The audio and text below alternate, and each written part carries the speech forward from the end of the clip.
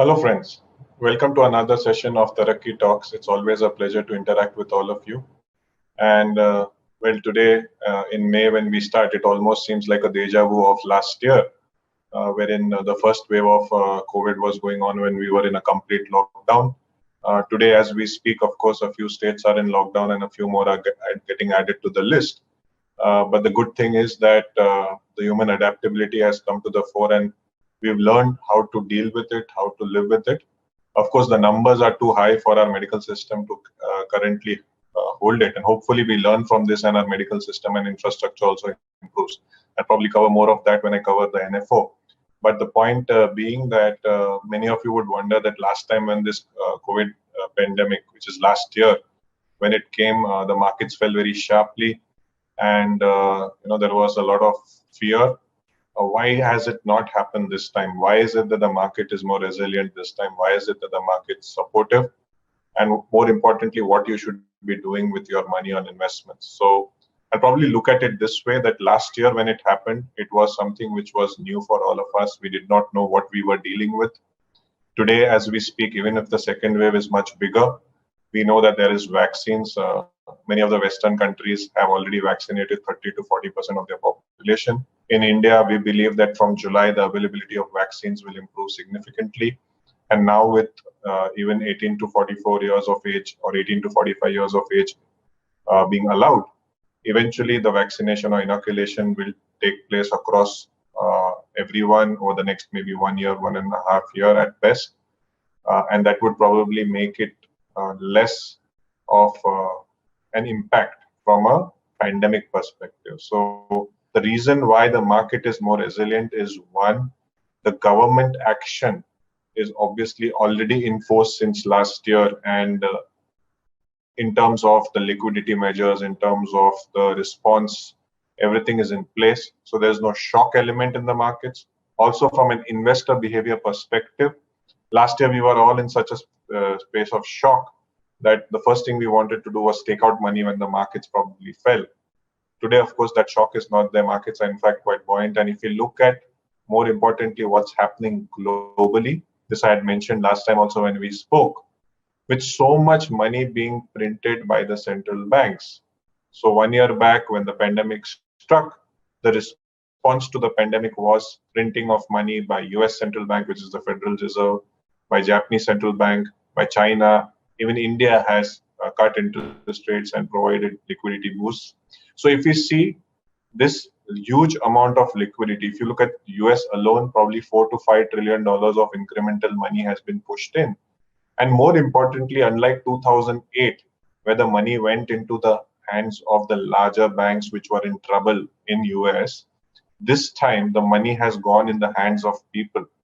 So US, there is a statistic which says that US has given about $1.5 trillion in the hands of individuals whose loss of income was only about $500 billion.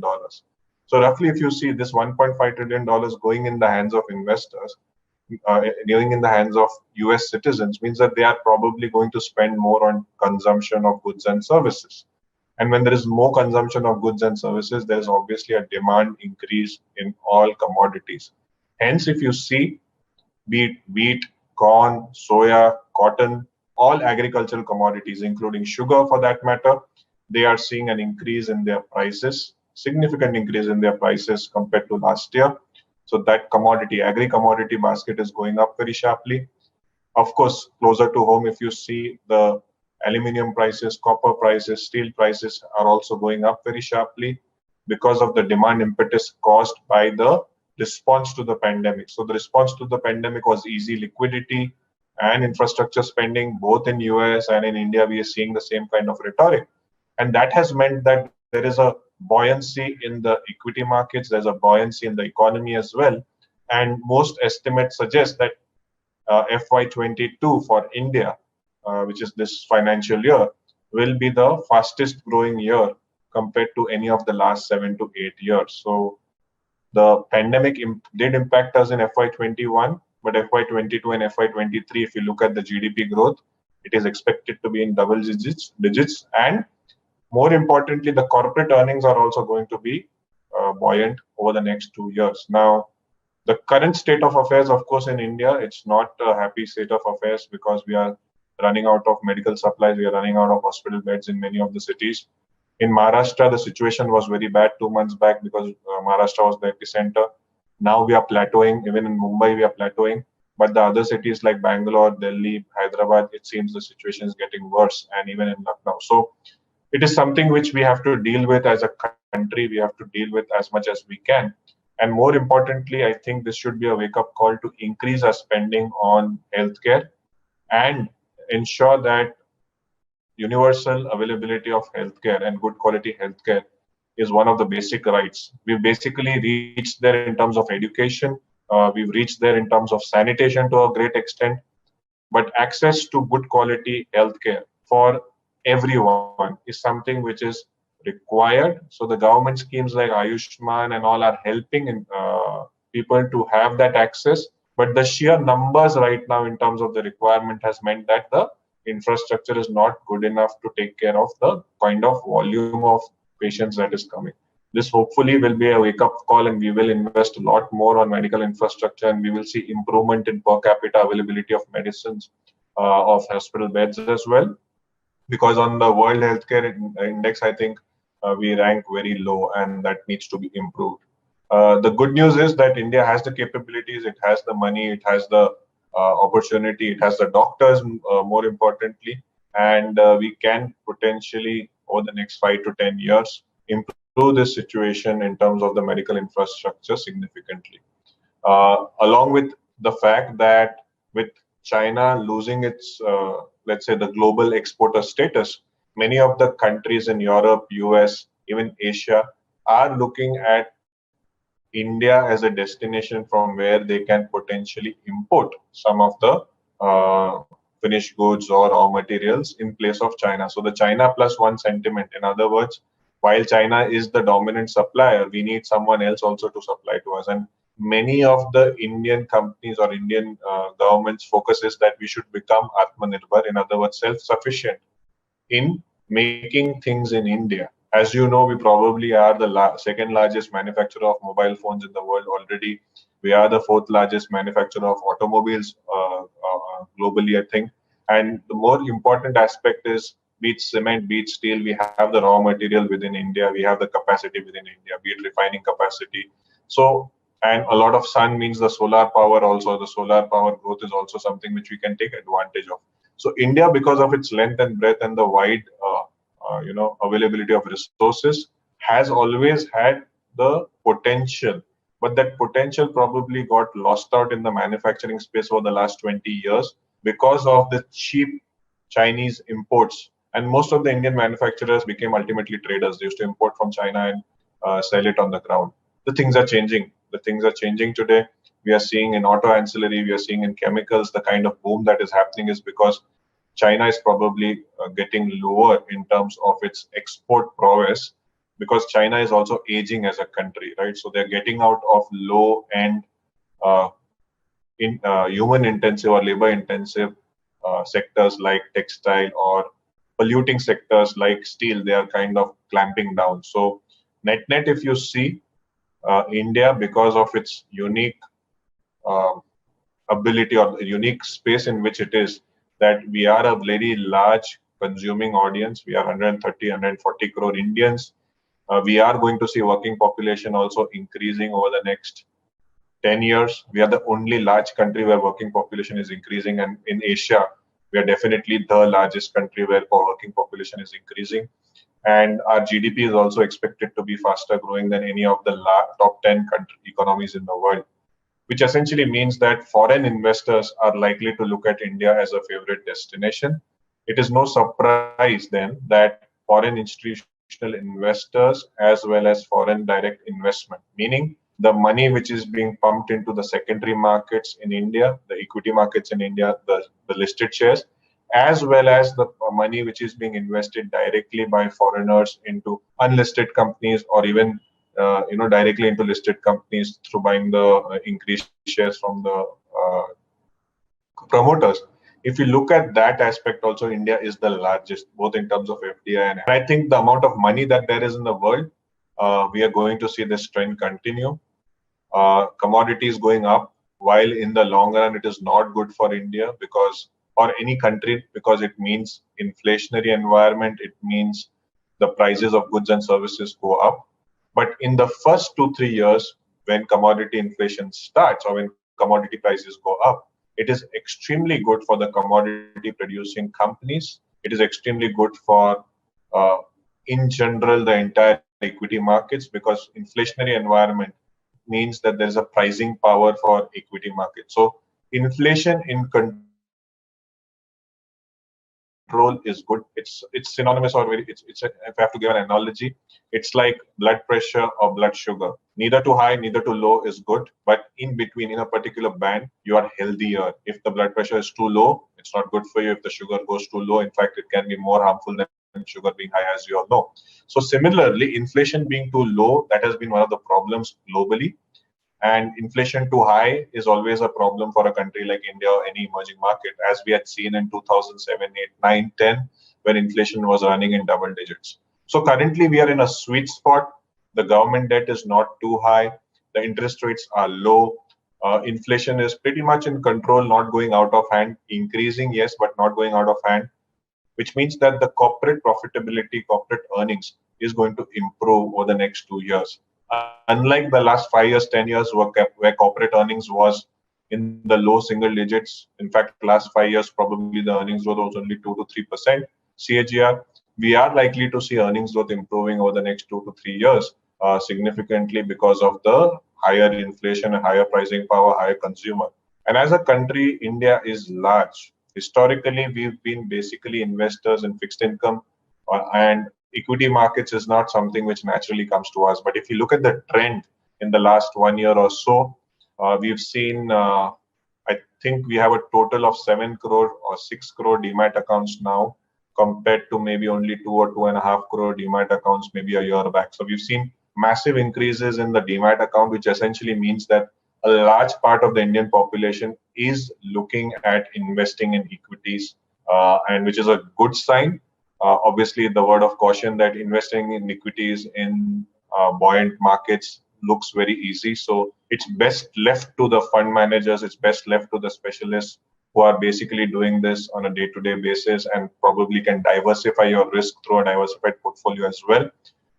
But if you have the time and the understanding and inclination, no harm in investing directly as well. But that requires a lot of effort. So that's a word of caution for all the investors who are investing directly, that it looks easy when the market is good, but when the market turns, you may be left with stocks which you shouldn't have had in the first place. So the important aspect, of course, is that India as a country, if we see, we are a $3 trillion economy. How do we look at what makes me confident that there is going to be growth in the markets? So let's say about 10 years back or 12 years back in 2008, we were a $1 trillion economy with a $1 trillion market cap roughly. It kept on moving very sharply because markets fall and rise, but roughly we were at about, in the bottom of 2008 crisis in October, we had reached 50% market cap to GDP. In January 2008, when we were at the peak of the markets, we were at 140, 150% market cap to GDP.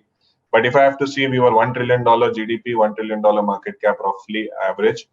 If that has moved today to a $3 trillion market cap and a $3 trillion GDP roughly, in the next 4 to 5 years, it is predicted or projected that we may touch $5 trillion as an economy, because our economy is growing at 12 to 13% on a nominal basis.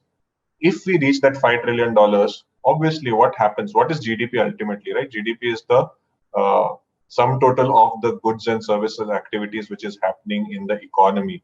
And when 3 trillion goes to 5 trillion, essentially it means that the sum total of sales for the entire country as a whole has gone from 3 trillion to 5 trillion, which means that the listed companies will also see growth in their sales.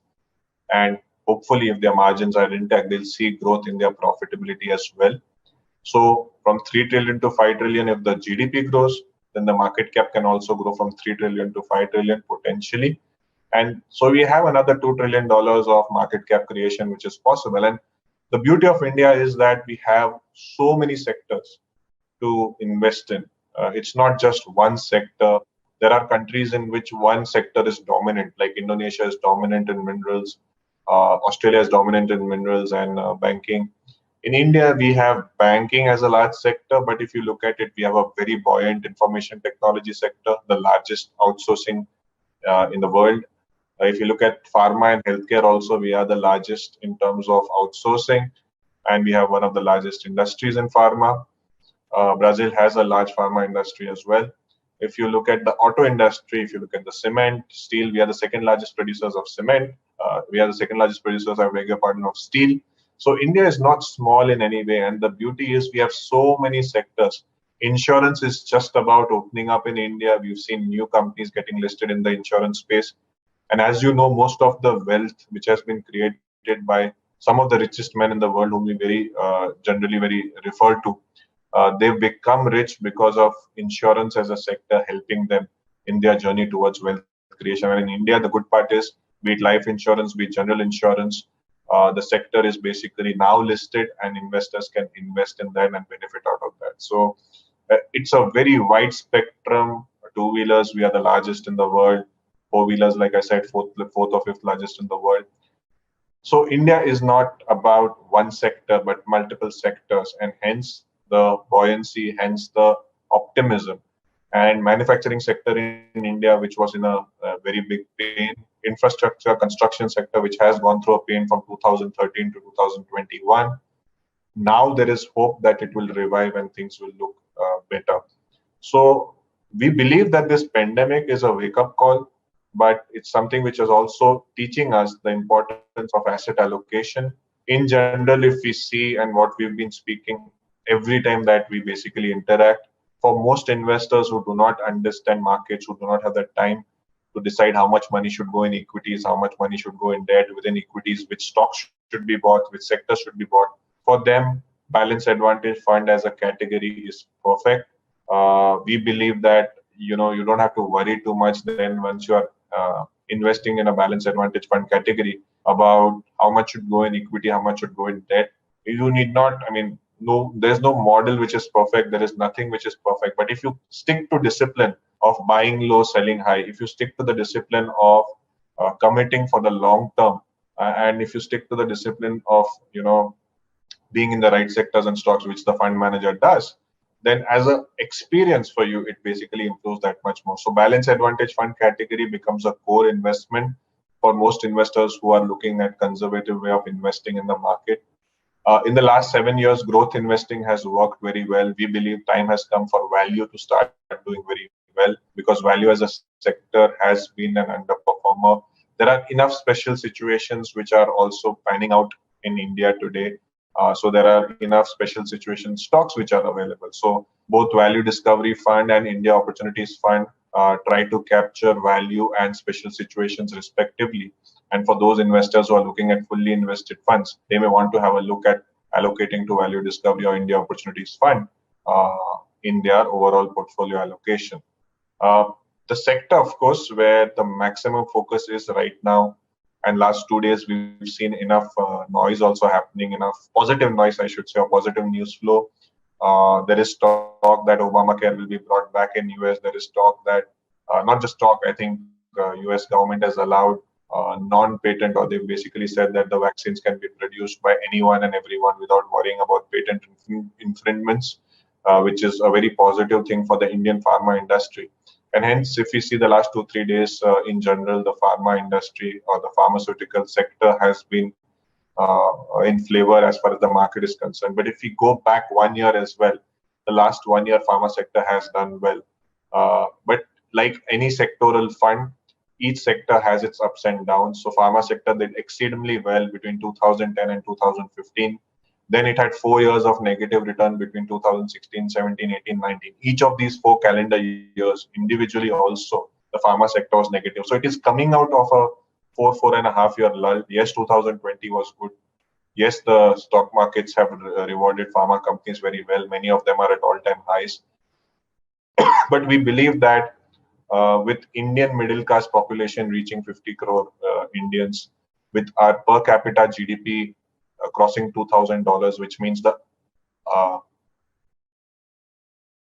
earning power, or the, let's say, the spending power of Indians going up for medicines, etc., with insurance penetration, medical insurance or Mediclaim as it is more popularly called, that penetration improving means people have medical insurance, so they are happy to basically spend on medicines and hospitals, and also the government schemes and the government spending on infrastructure, which has been very, very high over the last 3-4 years.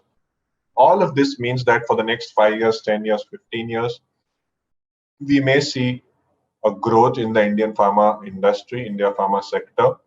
Like I said earlier, we are also preferred choice for external exports in pharma.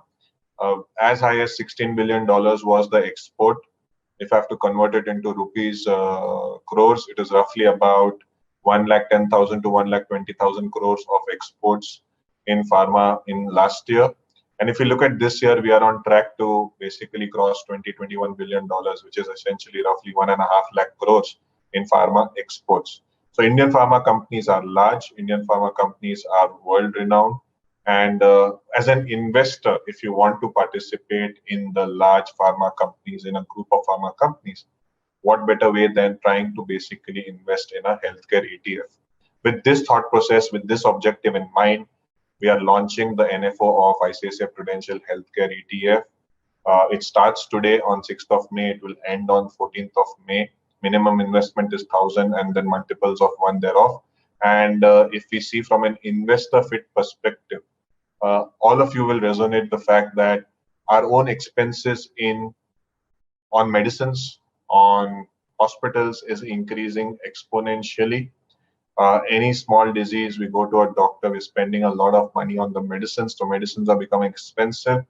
And with the lifestyle diseases, including the chronic diseases, increasing as we move along, medicines and pharmaceuticals, along with hospitals, even the diagnostic centers may see growth over the next 5-10 years. Last 1 year may be exceptional growth for them. That may not continue every time because you don't have a pandemic every year coming in. But as an allocation to hedge yourself against potential inflationary conditions in the cost of medicines as well, right? Every year, if you see the cost of medicines are going up, and if you want to hedge yourself against that, you are better off investing in those companies which are selling those medicines, because the company's profitability is increasing along with their sales. And if you have to participate in that, one way to do it is the healthcare ETF. So with that thought process in mind, we have launched the healthcare ETF. We would request you to see your overall asset allocation. Within your overall asset allocation today, we believe, like I said, Balance Advantage Fund, in India Opportunities Fund, Value Discovery Fund, among the active space are funds which you should look at. And if you look at on the passive side, the healthcare ETF is something which should be looked at as a long-term allocation. There may be, let's say, people who may want to trade in and trade out as well. But I would say that trading is not that easy. It is a difficult art. But if an investor allocates to this sector, and whenever there is a correction also, because markets ups and downs happen because of many reasons. If US increases their interest rates tomorrow, if India increases interest rates tomorrow, if oil goes above 85, 90 and sustains there, there is a potential, if the financial markets become too overheated, there is a potential correction which may happen. Now, we cannot time the correction the same way we cannot time how much the markets will go up. And hence, a combination approach, hence an asset allocation approach is something which we always tell investors. You must have a financial advisor the same way as you have a family doctor to take care of your investments. And the financial advisor can guide you properly as to where your money should be invested at what time. I mean, it is worth the effort, because you may not necessarily, I mean, none of us are taught in school or college about financial investments. At least when I was studying, it wasn't a topic which was covered that well for me to be educated. And even today, after 16 years in the industry, in the mutual fund industry, in ICICI Prudential, I'm still learning about allocation. I'm still learning about how to control greed, fear, emotions, and that's where asset allocation approach, a portfolio approach, wherein you have Balance Advantage Fund, Value Discovery, India Opportunities, and sectoral ETFs or sectoral funds as per your risk appetite, as per your overall allocation. It's something which would probably help you in the long run in terms of your wealth creation journey. It is important to be invested in equities for the long run, and healthcare ETF is something which you should look at. The healthcare ETF, the ICICI Prudential Healthcare ETF, replicates, since it's an ETF, it replicates or tries to track the Nifty Healthcare Index. The index is, you can see the index on the websites of the index provider. And if you see the index as it stands today, it has 20 stocks. It is a mixture of 20, or it is an assorted mixture of 20 stocks, wherein you have all the known names, the large names, and the top three names form about 40% of the overall allocation. And if you see, these are stocks which you would feel comfortable to own for the long run. Intermittent ups and downs will keep happening, but in general, if you see from a long run perspective, this will fit in your overall asset allocation. Now, sectoral funds, like I said, they can have very good years, they can have bad years, but pharmaceutical in India, healthcare in India is something which you and I both will agree has a very good long-term focus, has a very good long-term potential, because the amount that I'm spending for medicine today is only increasing. If I look at my own son who was asthmatic, I spent a lot of money on his inhalers, etc., and that probably with the growing pollution, uh, you know, the water and the vegetables not being of the best quality, that is something going to only increase as we see our population increase, and hence it is important to also hedge yourself, hedge your overall portfolio with from medical inflation, from the rising prices of medicines, by being invested in the pharma companies.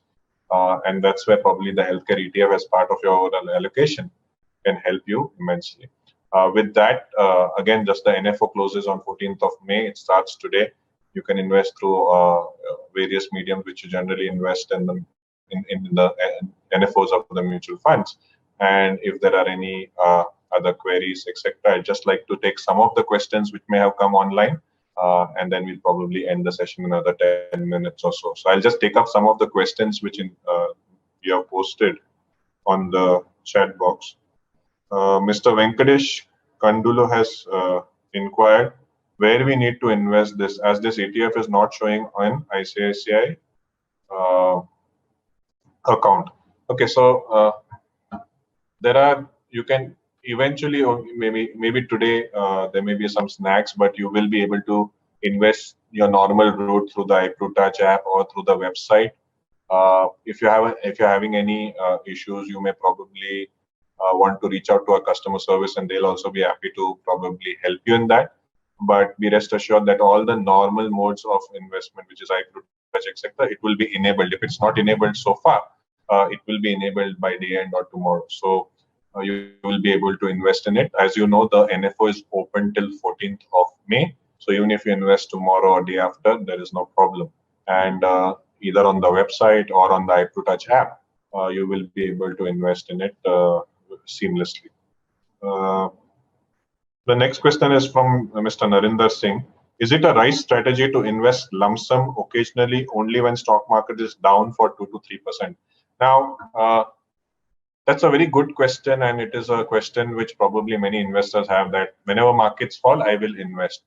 The problem in that, Narinder Singh ji, is that how much liquidity will you keep? Okay, you'll keep 5% liquidity. Every time the market is down, what if you are busy with something that you are doing and you miss out that market opportunity? So while it is doable, I would say that for most investors, what works is, instead of you deciding whenever the markets fall, you investing in lump sum, let the fund manager do it for you. Whenever the markets fall, let him invest 1 or 2%.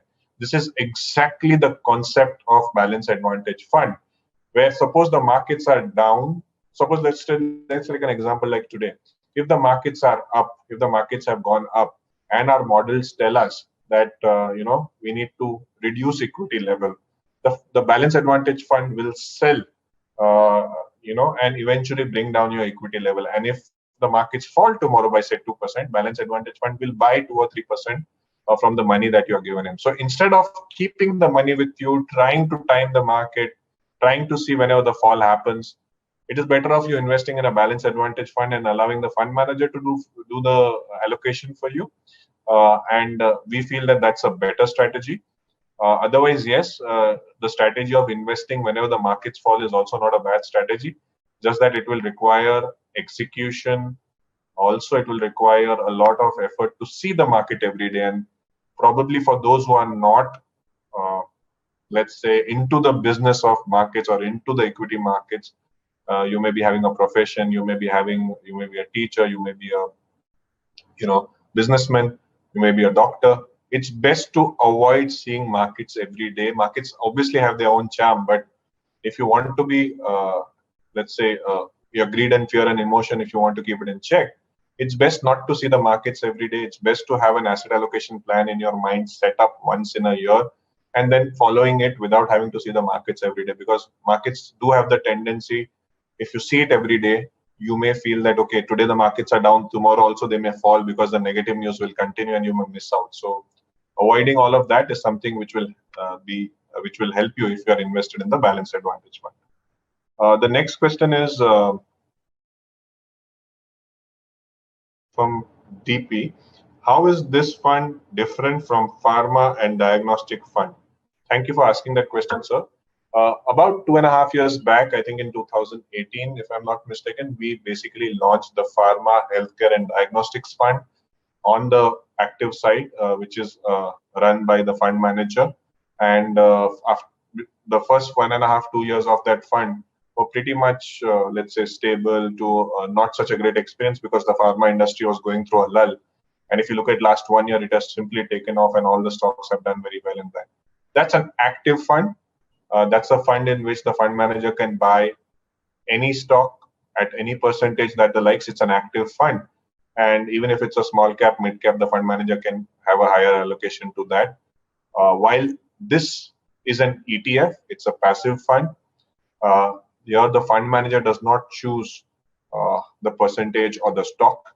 What we do is we basically replicate the index, the NSE Healthcare Index, which has 20 stocks, and the 20 stocks are the weightage of the stocks is basis the market capitalization of that particular company. So, for example, if the top holding is Sun Pharma and it is 15%, then there's Dr. Reddy's, then there is Divi's.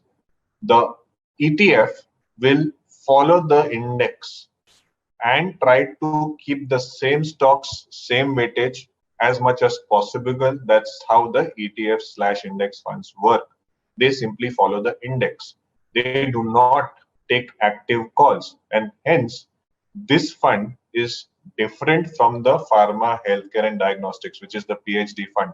In the PhD fund, the fund manager has the discretion which stock to buy, which stock not to buy. For example, the fund manager may choose not to have, let's say, Dr. Reddy's as a theoretical example. He may choose not to have Dr. Reddy's at all if he does not like it. But in a passive fund like healthcare ETF, the fund manager does not have that discretion. He will have to follow the index, and whatever are the 20 stocks and the weightages, they will be followed. So as an investor, you will have complete clarity that, okay, this is the ETF, these are the stocks, and these are my allocations which will be there in the fund. While in the active fund, the PhD fund, or the objective of the fund manager is try to do better than the index, try to pick up stocks. Sometimes it may be in mid cap, small cap, sometimes even a large cap company which has a lesser weight in the index. He may have a higher weight in his portfolio. So active management, passive management, both are options that you have as far as pharma, healthcare and diagnostics is concerned. The PhD fund on the active side and the healthcare ETF on the passive side. These both essentially are, the end is the same, the journey is different, the platform is different in terms of one being an ETF, the other being a active fund, the one being a passive fund, one being an active fund, but both having equity taxation, both having generally predominant exposure to healthcare. So that's something which is common between the two, but they are different products. And thank you for asking that question. The next question is how the taxation part compared to equity MF, debt MF with ETF. Thank you for asking that question. So as you are aware, as per the Indian taxation, any fund, any mutual fund, ETF or index fund, which has minimum 65% of its corpus in equity will have a equity taxation. So it's called STT paid equity. It's called essentially equity. So any fund which has minimum 65% of its corpus in equity on a 12-month average basis, it will have equity taxation. As per the laws of today, equity taxation is that if you hold a particular equity mutual fund or an equity ETF or an aggressive hybrid fund as well, commonly known in our case, the equity and debt fund, which has more than 65% in equity, or the arbitrage fund, any of the funds where the gross equity level is above 65%, or the equity savings fund, your taxation is as follows. You hold that particular unit for more than 12 months, then any gain will be taxed at 10% plus some cess, etc. If you hold the unit for less than 1 year, this is less than 12 months, then your taxation is at 15%. So for equity, the capital gains is 15% short-term capital gains, where you have less than 12-month holding, and more than 12-month holding, the long-term capital gains is 10%. There's some cess, etc., which makes it about 11.5 or 12. Similarly, in short-term capital gains also, there are some cesses involved. If you look at the debt taxation in India, the debt mutual fund taxation, any holding below 3 years, any gain that is there, if you have it less than 3 years and you take out the money, you will have to pay your rate of tax or your marginal rate of tax, the slab at which, or the slab rate at which you are paying tax. If you hold it for more than 36 months, if you hold the debt mutual fund for more than 36 months or 3 years, you will be taxed at 20% after getting indexation benefit. So much like how in the residential property, when you get the indexation benefit, which adds to your cost. So in other words, it reduces your capital gain. Similarly, in a debt mutual fund, if you have stayed for more than 3 years, the cost inflation index, which is published by the government or the RBI, it basically increases your cost of acquisition. In very simple terms, it increases the cost of acquisition, and hence your gain comes down to that much extent. And on your post-indexed cost of acquisition, whatever is the gain, on that you will be charged 20%, plus there will be some cesses, etc. So 20% is the taxation. So that's on the debt mutual fund. ETFs, if it is an equity ETF, it will be taxed as equity. If it is a debt ETF, like liquid ETF or some of the other ETFs which are coming up, it will have a taxation like debt mutual funds. The next question is from Ms. Khushbu Bhatt. Healthcare ETF is suitable for which investors? Please help understand this. Thank you for asking that question, Khushbu.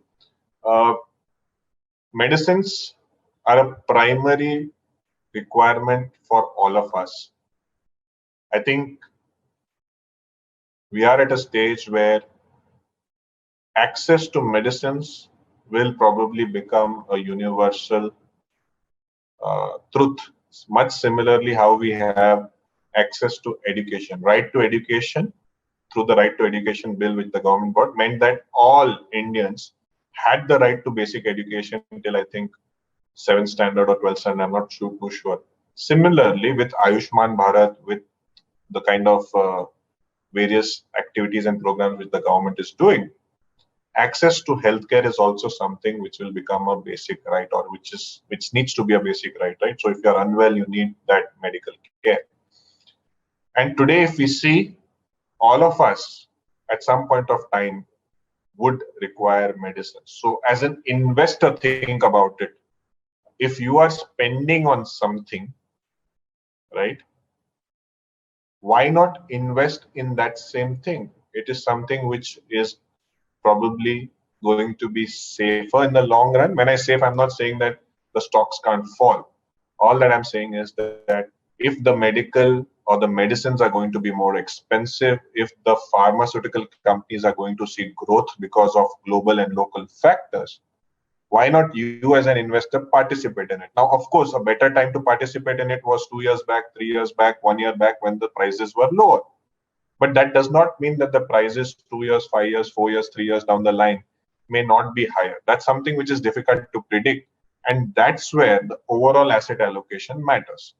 So if you ask me, healthcare ETF or pharmaceutical sector fits every investor. When the investor chooses to invest in it depends on that investor's risk-taking ability plus that investor's overall portfolio. So if your portfolio has a lot of equity stocks but no exposure to pharma, then definitely you can add healthcare ETF. But if your portfolio is only made up of pharma stocks, then the healthcare ETF does not allow you to diversify or add anything because you already have pharma stocks as a large component of your ETF, of your equity holding. So this is a question, if I have to answer simply, Khushbu, every investor needs to have some exposure to medicine or pharma and healthcare. If you look at your own portfolio and you do not have exposure to healthcare and pharma stocks, you can invest in the healthcare ETF. You can invest now. And if there is a correction in the market, you can invest more. You can accumulate more units.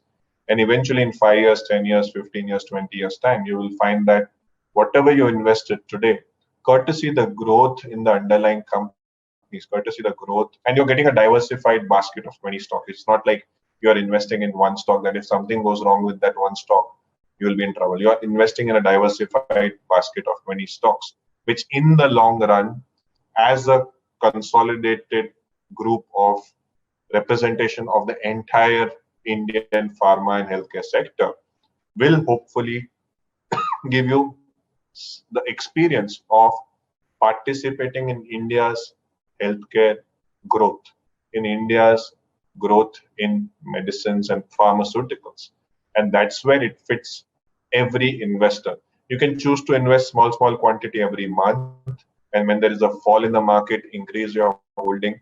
Again, as part of your asset allocation, you must go to your investment advisor, and the investment advisor will guide you that it is okay to have 15 to 20% of your overall allocation to pharma or 10% to pharma, which is essentially healthcare ETF.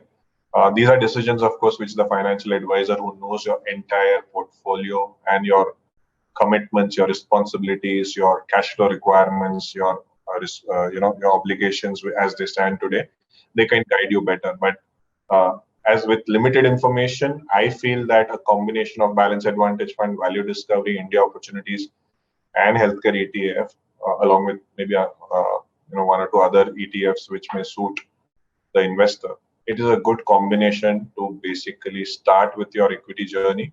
And then as you get along and more comfortable, you can keep adding to it in markets. With that, I will take your leave. You've been patient enough to hear me for the last 40 minutes. I hope you and your family are safe and continue to remain safe. Please take care of yourself and take all necessary precautions. And as always, I look forward to seeing you all soon in the next session of the Rakhi Talks. Thank you and take care.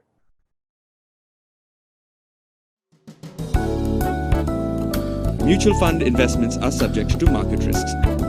Read all scheme-related documents carefully.